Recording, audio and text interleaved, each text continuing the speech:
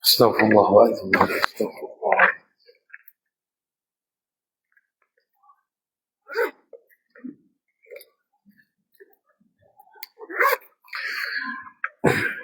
A'udzu billahi samiil 'alim minasy syaithanir rajim. Bismillahirrahmanirrahim. Assalamualaikum warahmatullahi wabarakatuh. Bismillahirrahmanirrahim. Alhamdulillahi rabbil alamin. Wa afdhalus salati wa atammut taslim ala sayyidina Muhammadin wa ala alihi wa sahbihi ajma'in. Allahumma la sahla illa ma ja'altahu sahla wa anta taj'alul hazna idza syi'ta sahla. Allahumma salli ala badrit tamam wa misbahiz zalam wa miftahi daris salam wa syamsi dinil islam Muhammadin sallallahu alaihi salatu wassalam. Allahumma aftah alaina hikmataka wanshur alaina min khazaini rahmatika ya arhamar rahimin.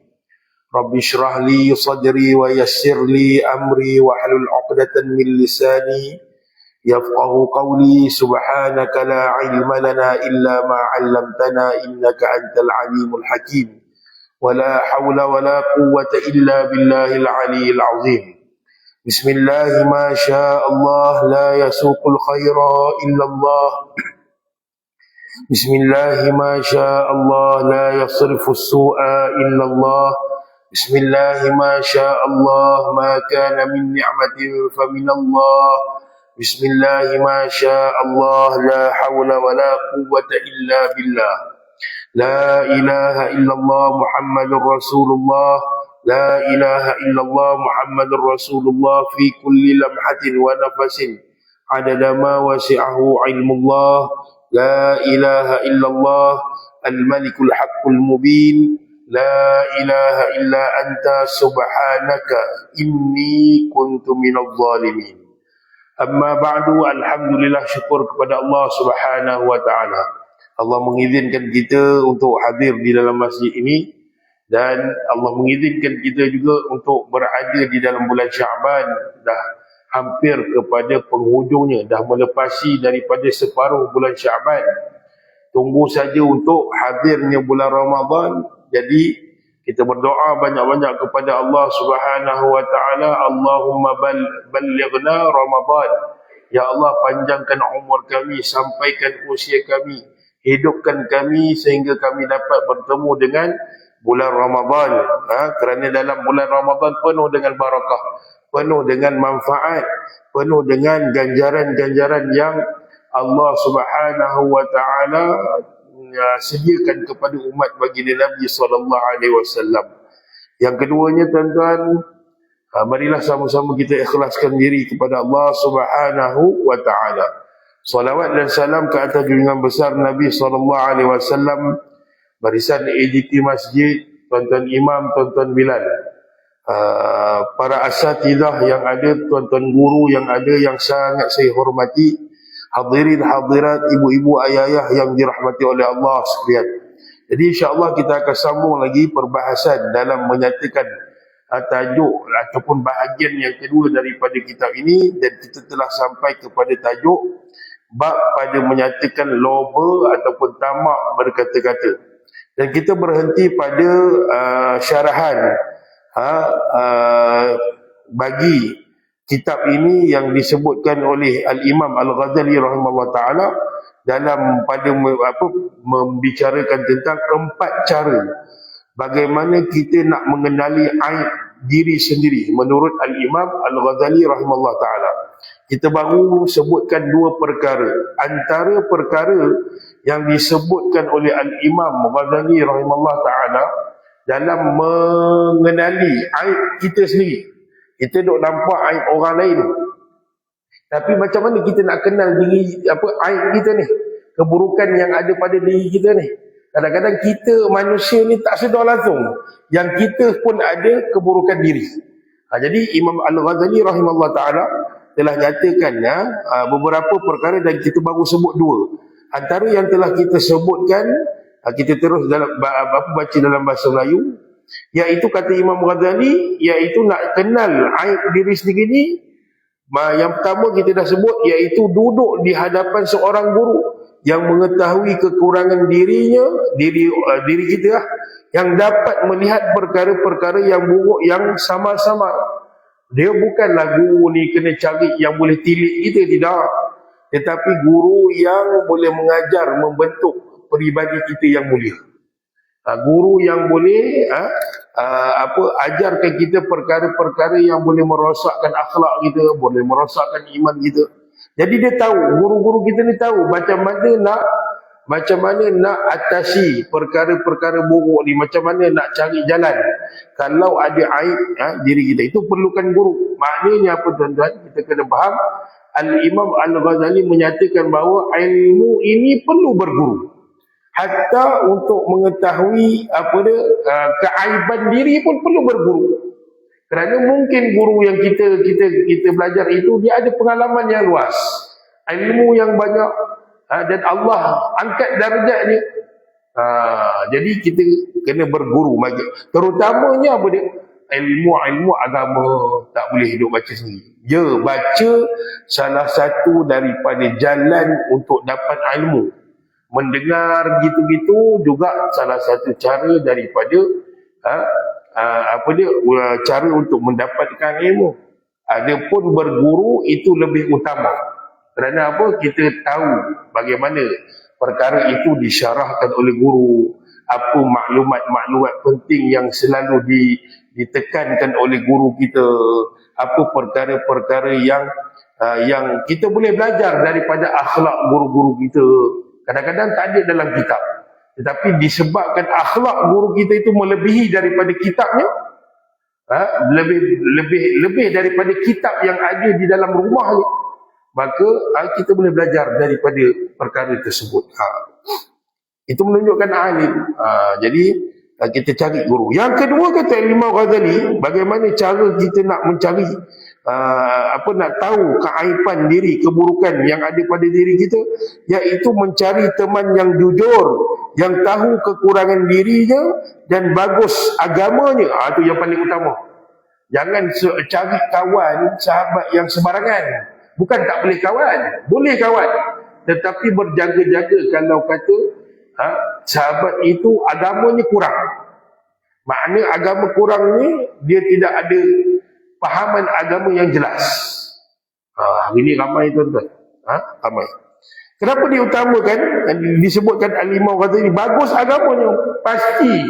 Kerana apa? Agama ini yang memandu kehidupan manusia. Al-Islamu ya'lu wa la yu'la alaih.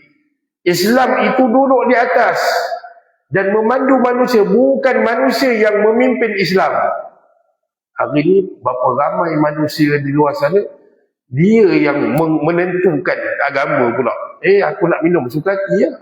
Ni kaki-kaki botol ni. Contoh, kaki minum arak Melayu Islam. Dia yang menentukan, ikut sekati aku yang dalam Al-Quran tu, Allah Ta'ala nanti aku boleh jawab dengan Tuhan. Subhanallah al-azim. Dahsyat kamu dengan Tuhan. Boleh sembang gitu, la ilaha illallah Muhammad Rasulullah. Yang faham agamanya. Kerana apa? Kerana mungkin dia pernah belajar daripada guru-gurunya, dia bawa nasihat itu, dinasihatkan kita, dia nampak keaiban kita, dia bagi tahu ni salah. Dalam agama kata haram, kau tak boleh buat macam ni, tutuplah aurat. Islam tak marah kamu nak main bola ke, nak main sepak takraw ke, nak bersukan ke apa. Tapi Islam ada peraturannya, ada cara bagaimana nak menyihatkan diri. Salah satunya adalah kena menutup aurat. Islam tak halang. Kamu nak jadi atlet sekali pun pergi, tak ada masalah. Islam tak pernah halang. Dia datang menasihati kita. Kita pun dengar. Kita pun terima kasih banyak-banyak. Tapi kalau kawan kita tak cukup ilmu agamanya, tak apalah. Sekali-sekali dia jawab macam tu. Kau nak main bola sekali-sekali je pun, bukan selalu. Pakai seluar pendek. Sebelum ni kau pakai seluar 3 suku pakai je. Kalau kau tak ada, kau balik ke jadi accident ke apa dah. Kita mengharapkan kau dalam tim. Sudah. Kawan nak pergi tukar seluar contohnya, dia halang. Dia lagi balik lambat pula kau nak pergi cabik seluar. Tengok seluar tengah sidai apa. Dah lambat. Tim memerlukan hang, sudah. Benda tu permainan ni dia boleh main akan datang dan sebagainya. Boleh buat semua tu. Adapun kalau dosa tengah-tengah main dalam keadaan kita melakukan dosa, macam mana? Adakah kehidupan kita itu akan berulang? Tidak akan sesekali berulang. Baik. Okey, itu yang kita telah syarahkan. Baik. Kemudian disambung lagi, kata Al-Imam Al-Ghazali, nombor 3, apa dia cara kita nak menentukan, kita nak mengetahui keaiban diri, kata Al-Imam Al-Ghazali, at-tariqus salis ay yastafida ma'rifata ulubi nafsihi min al-sinati a'da'ihi, iaitu dia hendaklah mengambil faedah untuk mengetahui kekurangan dirinya daripada lisan ataupun mulut-mulut musuh, mulut-mulut orang jahat, mulut-mulut kawan yang memang suka cari gaduh. Jadi dia kena fikir, kalaulah orang itu dia mengutuk aku macam-macam, kalau aku balas, dia kena fikir. Kita kena fikir, kalau aku balas balik seperti mana yang dia lemparkan kata-kata hinaan kepada aku, maka perangai aku samalah seperti dia. Tu kena fikir. Baik tak payah balas. Walaupun dia caci maki, dia dah fitnah, memang berat tuan-tuan. Dan dia fitnah kita satu kampung, pulau kita, tak apa. Kita kan ada Allah. Allah Maha mengetahui. Kalau kita tak buat, apa yang kita takut? Memang berat perkara itu. Memang berat perkara itu kita nak hadapi. Silap-silap kita hilang kawan satu kampung. Tetapi percaya, orang yang benar ini pasti dilindungi oleh Allah Subhanahu wa ta'ala. Silap-silap orang yang buat fitnah itu, dia sujud balik kepada kita. Maknanya sujud ni apa? Dia minta ampun kepada kita. Dia minta ampun kepada kita, minta maaf lah, aku yang tebarkan fitnah satu kampung, menyebabkan satu kampung tak nak kawan hang, pulau hang, halau keluarga hang daripada kampung ni dan sebagainya. Jadi orang yang diam ni kuasa dia lebih dahsyat daripada yang membalas. Kerana apa? Orang yang membalas hinaan orang, kata orang jahat hina kita, buat kita perkara tak baik. Ada orang sihir keluarga kita dan kita tahu siapa yang sihir tu. Pergi jumpa Tok Bomo yang suka tilik. Ni keluarga yang terdekat ni yang sihir kamu. Kita pula balas sihir. Maka perangai kita itu samalah seperti orang yang beri sihir kepada kita. Orang yang buat jahat dengan keluarga kita sama perangai dia. Bila kita nak berubah? Jadi sebelum kita melakukan perkara yang tidak senonoh, kita fikir. Imam Ghazali mengajak kita berfikir supaya apa? Kita mengambil faedah apa yang dilemparkan oleh orang yang menganiaya kita ini, kita fikir. Maknanya kita fikir macam mana? Dia buat aku macam ni, kita doakan dia supaya Allah berikan hidayah dia, supaya Allah kuncikan mulut dia daripada berkata-kata tidak elok, supaya dia tidak tebarkan lagi fitnah-fitnah kepada orang lain dan sebagainya. Bukan kita balas balik. Kita balas balik, baik kita duduk geng dengan dia. Tapi memang kita cakap senang, Ustaz. Kita sakit hati tu, ni Ustaz, saya sakit hati, dia memang maki hamun saya, Ustaz. Memang saya balas balik. Sama panggil. Tengok Nabi. Ada Nabi balas langsung. Tidak ada dalam satu riwayat yang Nabi membalas balik hinaan orang kepada Nabi dengan Nabi membalas balik. Tak ada. Nabi diam dan Nabi apa? Nabi berkata baik balik kepada orang itu. Sebab itu dalam hadis Nabi sebut, man kana yu'minu billahi wal yawmil akhir falyakul khaira aw liyasmut. Nabi sebut. Apa Nabi sebut? Man kana yu'minu billahi wal yawmil akhir. Sesiapa yang beriman kepada Allah dan pada hari akhirat, falyakul khaira, hendaklah dia berkata baik. Kalau tak mampu nak berkata baik, dah hilang sabar ni, dia duk maki kita. aw liyasmut. Falyakul khaira aw liyasmut. Lebih baik diam. Sebab itu dalam konsep kaedah, kalau kita tengah marah, apa Nabi ajar? Kalau tak boleh duduk di tempat dalam kalangan orang yang marah tu, kita baik lari daripada tempat kawasan yang kita tengah berada. Supaya apa? Kita tidak mengikut perangai orang yang memaki hamu kita, yang marah kita, yang hina kita tu. Kita tak ikut orang jahat itu. Orang jahat dah memang perangai dia tak elok dah. Kenapa kita nak ikut balik? Dengan cara apa? Kita balas balik. Ini bukan ciri-ciri orang yang beriman. Maka Nabi sebutkan, man kana yu'minu billahi wal yawmal akhir. Antara ciri-ciri orang yang beriman kepada Allah dan beriman kepada hari akhirat. Kenapa? Dalam hadis ni Nabi tak sebut man kana yu'minu billahi war rasulih. Siapa yang beriman kepada Allah dan Rasulnya. Kenapa Nabi sebut man kana yu'minu billahi wal yawmil akhir. Siapa yang beriman kepada Allah dan hari akhirat. Kerana apa? Kerana kesalahan manusia dengan manusia nak nak dipadamkan, mestilah dia tu kena minta maaf dengan manusia tersebut. Saya buat salah dengan tuan-tuan, pastinya nak hapuskan dosa, tak akan dihitung di hari akhirat. Kita kena minta maaf dengan orang tu. Saya kena minta maaf dengan tuan-tuan kalau saya buat salah. Selagi mana, bukan bermakna Allah ikut orang yang inaya tu, tak. Tapi selagi mana orang itu tak maafkan kita, maka kita berat kehidupan kita pada hari akhirat. Kita tak tahu. Dan hadis kita dah baca sebelum-sebelum ni, orang yang mengumpat macam mana beratnya, dan sebagainya, bagaimana dosa dan azab dan sebagainya.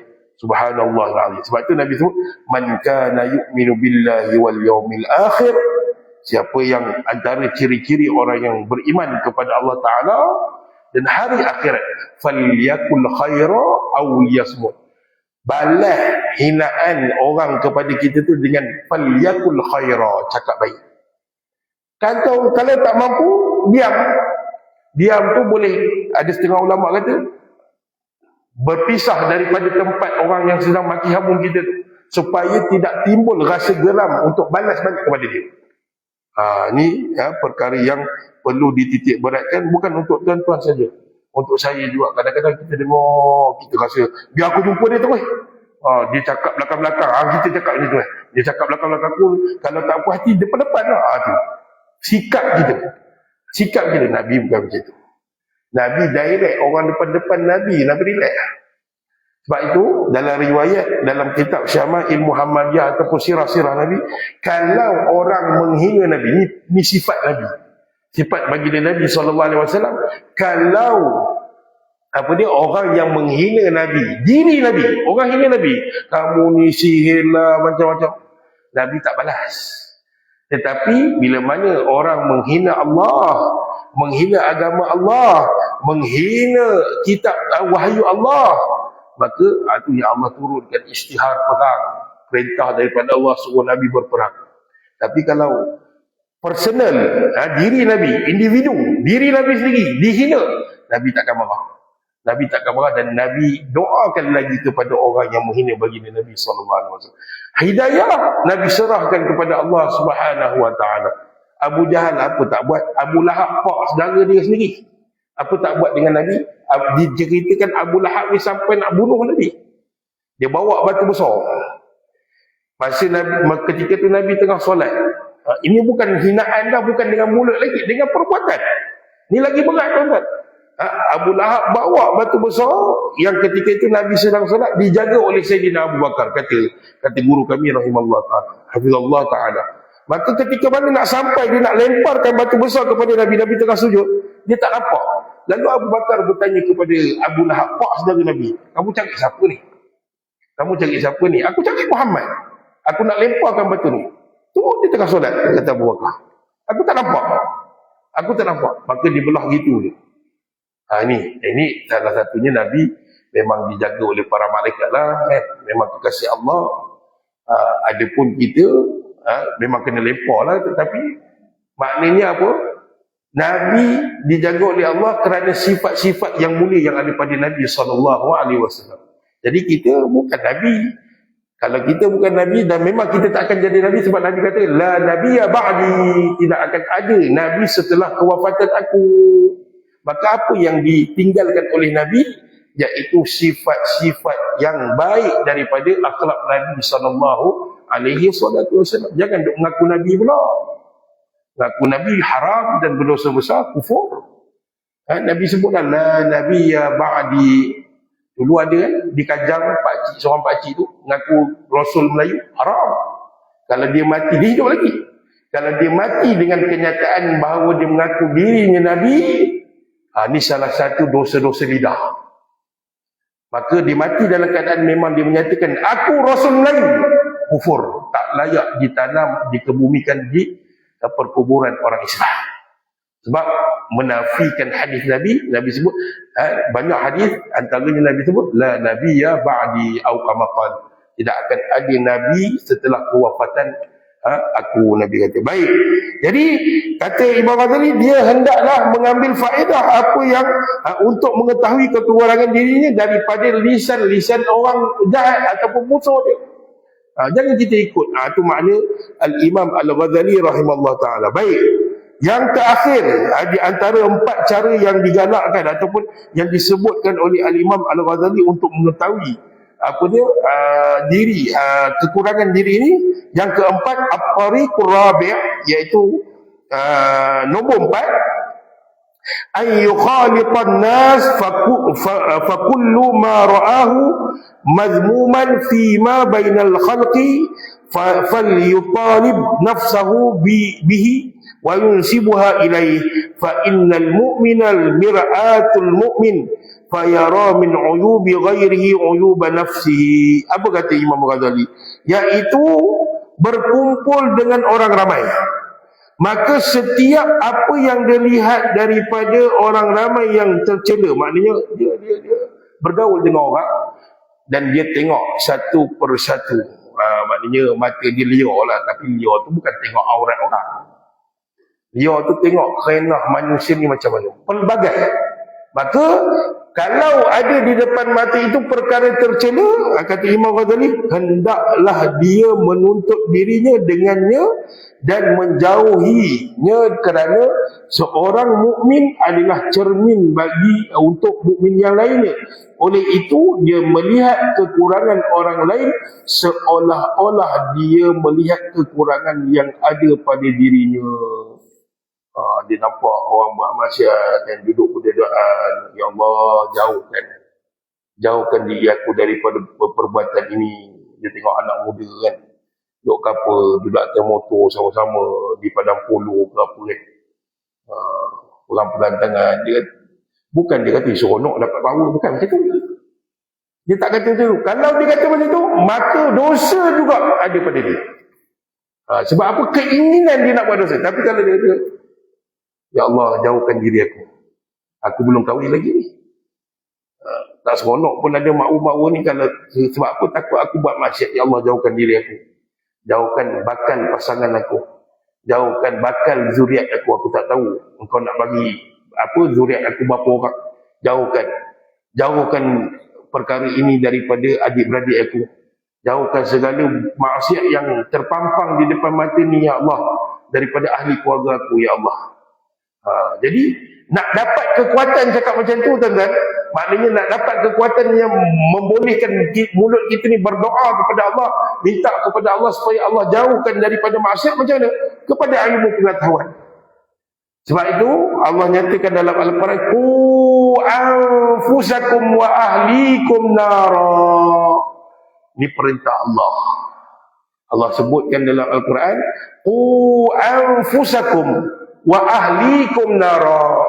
Selamatkanlah diri kamu. Qu anfusakum, selamatkanlah diri kamu. Wa ahlikum, dan ahli keluarga kamu, nara, daripada api neraka Allah.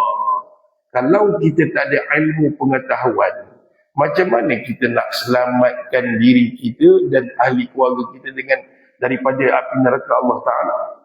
Kita tak belajar langsung cara-cara mengelakkan mulut kita ni dari berkata buruk. Kita tak belajar pun ilmu akidah. Paling penting dalam hidup kita kena belajar ilmu akidah. Jangan sampai dalam ahli keluarga kita, salah seorang daripada ahli keluarga kita mengikut akidah-akidah, pegangan-pegangan etikad yang sesat. Bahaya. Ini musibah dalam keluarga. Sampai dia menggunakan mulut dia berkata, Allah duduk di langit, Allah ada tapak kaki, Allah ada betis. Ini akidah kufur yang tidak diajarkan oleh baginda Nabi SAW. Jadi macam mana kalau kita tak ada ilmu, kita nak bawa ahli keluarga kita?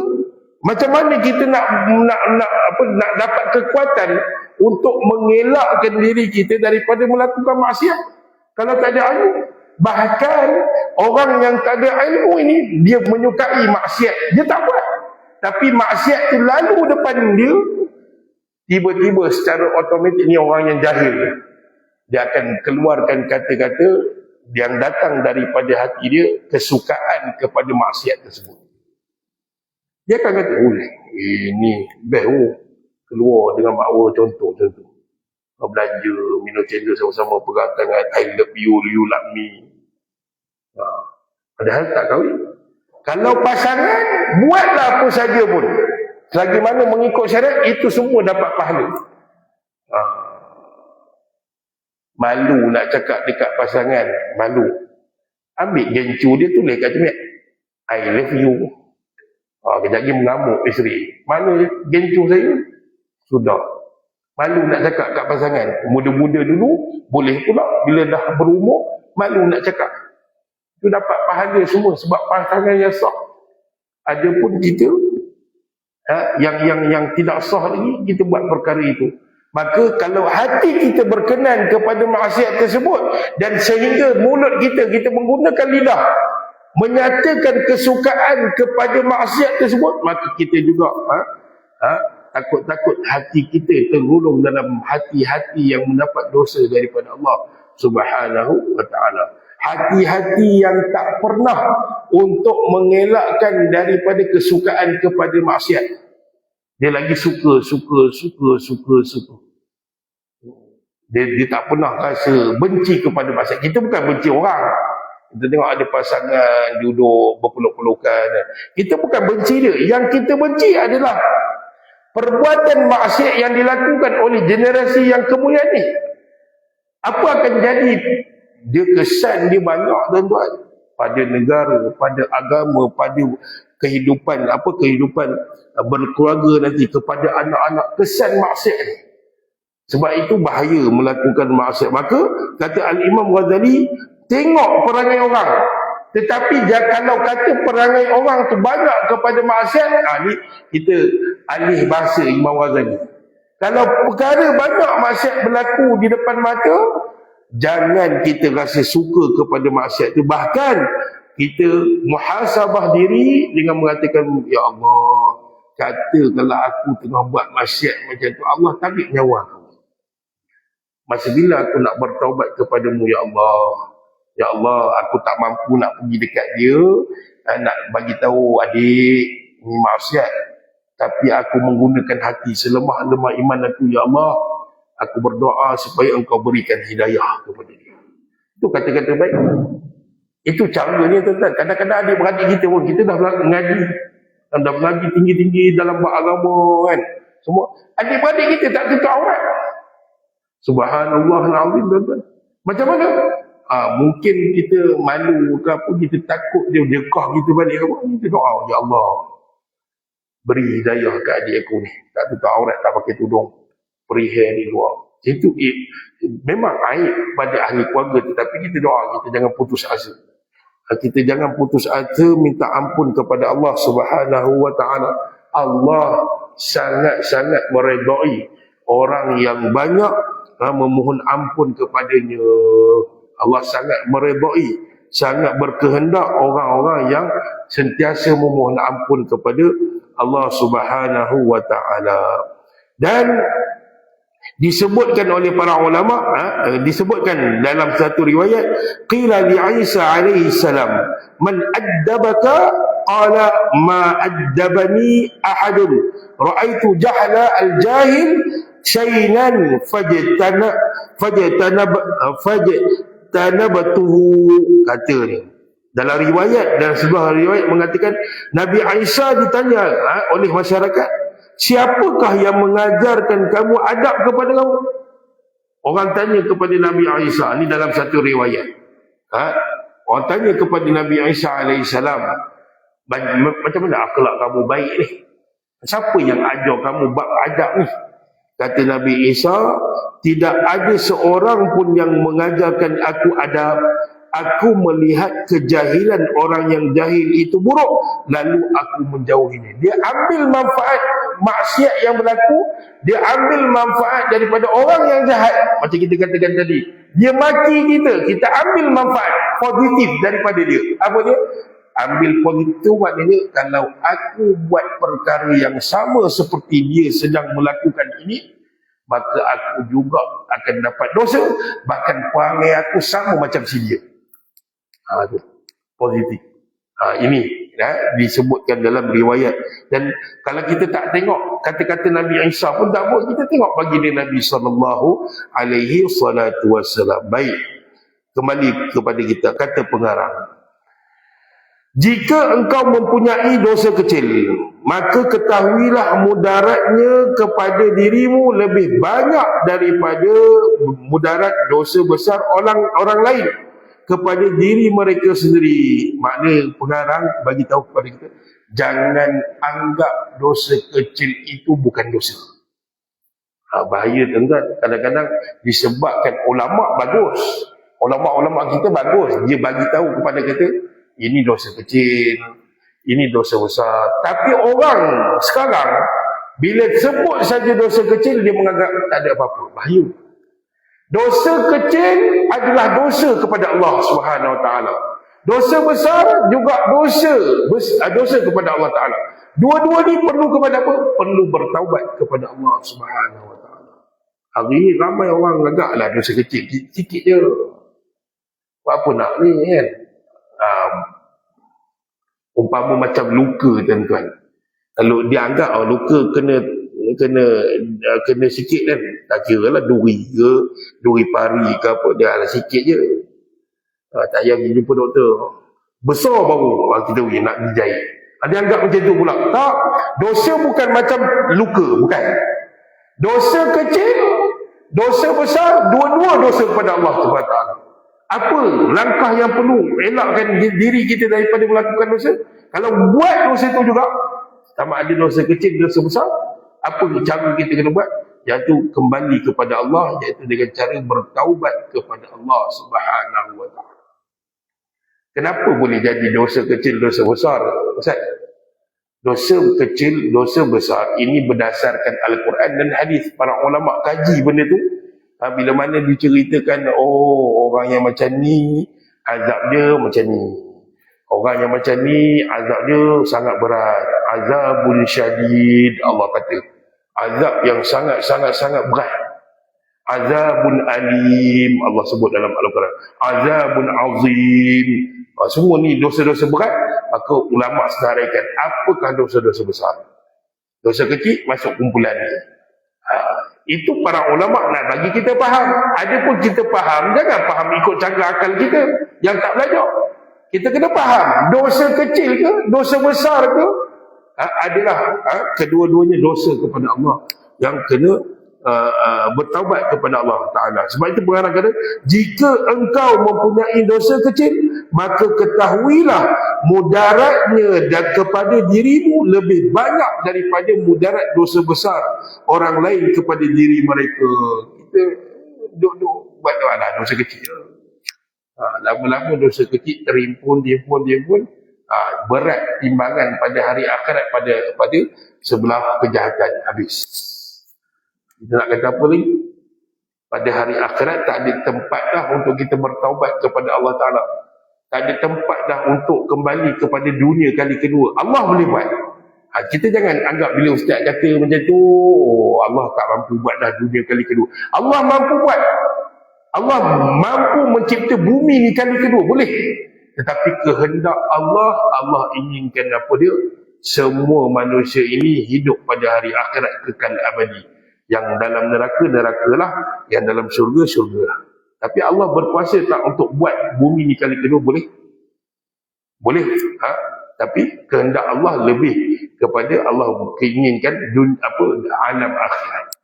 Allah, sebab tu Allah cerita alam akhirat ni dua tempat saja, neraka dengan syurga. Baik, kata pengarang. Isyak berapa tuan-tuan? 8.40 ke 8.43? Okey, 2 minit lagi. Kata pengarang, jika engkau menyangka bahawa engkau tidak ada kecelaan. Sangka diri bagus ya. Ini satu masalah juga tuan-tuan. Maka ketahuilah jahil atau tidak tahu adanya kecelaan pada diri sendiri, itulah kecelaan yang paling besar. Kerana siapakah manusia yang tidak ada kecelaan? Pengarang dia bagi buah, kena stempel kat muka kita. Dia kata apa? Jika engkau menyangka, anggap aku mana ada dosa, mana ada buat silap. Banyak manusia buat macam tu kan. Aku mana ada dosa, kau ni kau yang jahat, aku tak ada jahat. Dia anggap dirinya tak ada jahat. Maka kata pengarang, jika engkau menyangka bahawa engkau tidak ada kecelaan, tak ada keburukan langsung. Ramai hari ni orang buat, aku mana pernah buat jahat dengan kau, kau yang jahat, kau yang sihat. Di mana? Maka kata ulama, kata pengarang, jahil ataupun tidak tahu adanya kecelaan pada diri sendiri, itulah kecelaan paling besar. Kerana siapakah manusia yang tidak ada keburukan? Bagi tahu. Kalau betul kamu kata, kita kata balikkan dia, kalau betul kamu kata kamu tak ada dosa, kamu tak ada menyusahkan orang lain, kamu tak ada buat orang susah, kamu tak ada buat sakit hati, kamu bagi tahu manusia mana yang tidak ada langsung keburukan, melainkan para nabi. Nabi tu kita tolak tepi lah, memang Allah jaga maksum. Kita orang awam ni bagi tahu siapa yang manusia Allah cipta ni tak ada dosa, yang bersih macam Nabi. Tak ada. Sebab itu Nabi SAW pernah bersabda dalam satu hadis yang ni biasa tuan-tuan dengar. Nabi sebut, kullu bani Adam khata'un wa khairul khatta'ina at-tawwabun. Apa kata Nabi SAW? Setiap anak Adam, yakni keturunan manusia, maknanya setiap manusia, semuanya melakukan kesalahan dan dosa, kecuali para Nabi kita sebutkan tadi.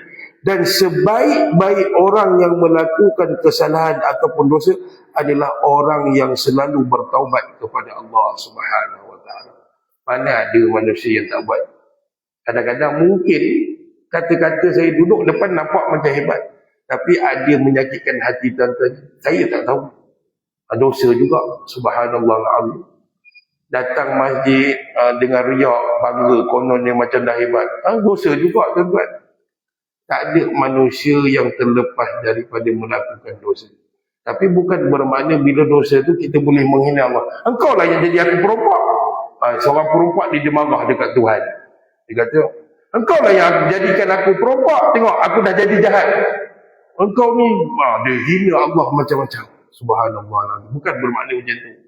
Allah bagi akal fikiran, maka Allah firmankan laha ma kasabat wa 'alaiha ma kasabat. Memang Allah jadikan semua, tetapi Allah bagikan akal fikiran dan Allah bagikan dua peraturan. Kau buat baik dapat pahala, kau buat jahat dapat dosa. Allah bagi peraturan ni.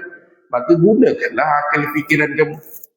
Gunakan akal fikiran kamu yang waras untuk menentukan kehidupan kamu. Jadi itu yang disebutkan oleh Nabi SAW dan disebutkan oleh pengarang, bahawa orang yang jahil, orang yang tak tahu yang dia pun ada keburukan, itu adalah kecelaan yang paling besar dalam diri dia. Wallahu alam. Tak habis juga tuan-tuan. InsyaAllah lepas raya kita akan sambung pada sesi akan datang. A'udzubillahi minasyaitanirrajim. Bismillahirrahmanirrahim.